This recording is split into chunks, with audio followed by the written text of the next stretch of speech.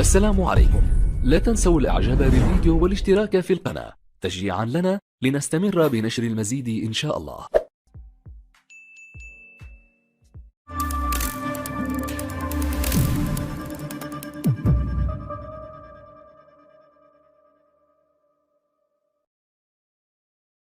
مرات مش حتى الدقة المراقبة حاضرة هنا، والجميع ينتظر دخول المنتخبين المغربي والجورجي. منتخب مغربي بحلة جديدة، عشنا أولى ملامحها في وديي إسبانيا، شيلي فزنا بثنائية وكذلك تعادلنا مع الباراغواي. حقيقة أعطت معالم منتخب جديد بروح هجومية نتمنى أن تستثمر بالوجه المطلوب في الدور الأول لهذا المونديال الذي وضعتنا قرعته في المجموعة السابعة رفقة حملة المرور مع أشرف حكيمي.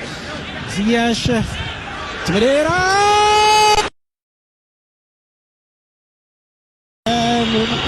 داري تمويه جسدي جميل. دوري الحمد لله مرت بردا وسلاما حتى إلى غيطلعوا اللعابة لكم تباعا. محاولة المرور ما بين اثنين دخل منطقة الجزاء. شوطة في العددية، محاولة المرور ضغط متواصل على المنتخب. 1-2 حذاري من تصرف جميلة يا سلام. ما كاينش خطأ لكن الفكرة كانت لقطة جميلة أخرى ولكن يعني بحال باب خاطف. حذاري محاولة المرور، ماذا يقول الحكم؟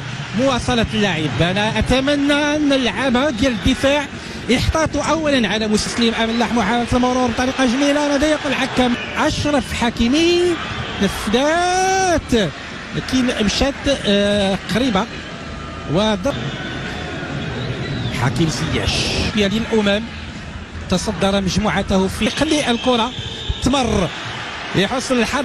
كاين صمام الامان بونو يسش على متغير افتكت الكرة.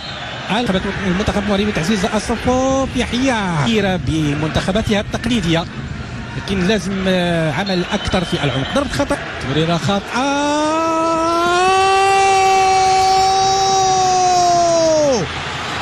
جميلة جدا لأن الوقت اللي هز عينيه شاف الحارس مغادر المرمى ديالو وقال هذه هي الوجبة من أجل مضاعفة الغلة.